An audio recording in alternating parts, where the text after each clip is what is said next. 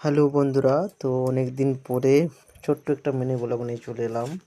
তো এই যে আমার মেয়ে খেলা করছে, তো দেখতেই পাচ্ছ। তো ভাবলাম ভিডিও একটা করি আমার মেয়েকে নিয়ে।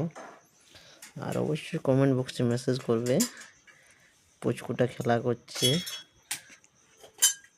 ঠিক আছে বন্ধুরা, কীরকম খেলা করছে ও।